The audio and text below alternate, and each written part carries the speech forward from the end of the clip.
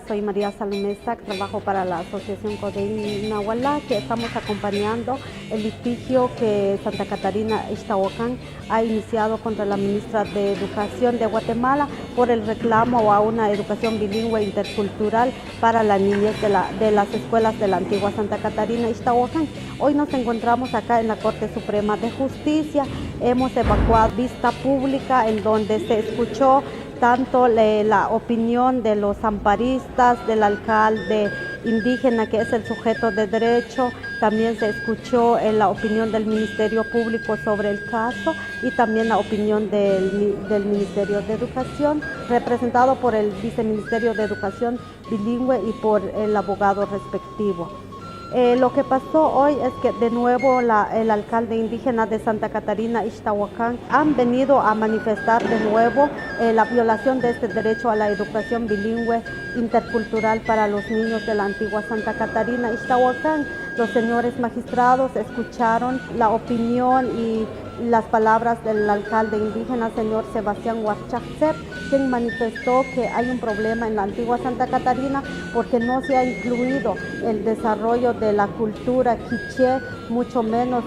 el idioma en el sistema de educación pública en las escuelas ubicadas en Santa Catarina. También el niño como amparista, quien es también Zipacná, también él manifestó la situación de la educación bilingüe en la antigua Santa Catarina Ixtahuacán, en donde él dice que a la semana recibe una hora de quiché, o sea, su cultura no está incluida, solamente se utiliza el idioma quiché para la transmisión de la cultura ladina. Es que se incluye el desarrollo de su cultura, de su idioma en todo el sistema educativo del nivel primario en las escuelas de la antigua Santa Catarina Ixtahuacán, que el Estado no ha asumido su compromiso con pueblos indígenas en garantizar una educación bilingüe intercultural, como lo reza la Constitución, como lo reza los instrumentos nacionales e internacionales. CENEM también lo demostró que una política pública es efectiva cuando tiene un presupuesto efectivo, y en el caso de la educación bilingüe se ha encontrado que carece de presupuesto. El abogado del Ministerio de Educación dijo: por ejemplo, los niños que tenemos aquí presentes, los cuales desconocemos por qué no están ahorita recibiendo clases, sino que por el contrario desaprovechando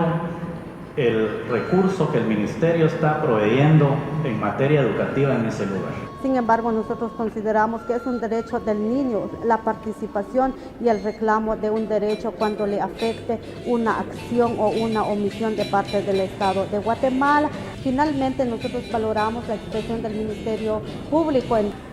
relación a la educación bilingüe, esto está regulado en nuestra Constitución Política de la República de Guatemala en sus artículos 76 y 66. Dichas normas establecen que en aquellas zonas predominantemente indígenas la educación deberá ser en forma bilingüe. Además, debe el Estado promover y reconocer el uso de los idiomas indígenas. La Ley de Educación Nacional, por su parte, en sus artículos 56, 57 y 58, regula que la educación bilingüe debe fortalecer la identidad y los valores de los pueblos. El acuerdo sobre identidad y derechos de los pueblos indígenas contenido en los acuerdos de paz también ha establecido por su parte que deben adoptarse disposiciones para proteger los idiomas indígenas y que el gobierno de Guatemala debe promover su uso. En ese sentido, el derecho a la educación bilingüe, reconocido como uno de los derechos individuales, además de que está reconocido en las normas constitucionales y ordinarias, está contenido en tratados internacionales, una serie de instrumentos de los cuales Guatemala es parte, entre ellos el Convenio 169 sobre pueblos indígenas y tribales de la Organización Internacional del Trabajo, que en su artículo 28 establece que los Estados partes deben adoptar medidas para preservar las lenguas indígenas. También existe la Declaración de la Organización de Naciones Unidas sobre Derechos de los Pueblos Indígenas, que en su artículo 14 establece que las personas indígenas, en particular los niños, deben tener acceso a la educación en su propia cultura y en su propio idioma. Y en ese sentido, el Ministerio Público solicita que el amparo se otorgue con el fin de garantizar el derecho que tienen los niños y niñas de esta comunidad a recibir educación bilingüe y que las medidas que se adopten para tal efecto sean tendentes a garantizar la plena efectividad de este derecho. Y por la forma en que se resuelve, pues se imitan las restantes declaraciones que el derecho corresponden conforme lo dispone la ley de la materia. Muchas gracias.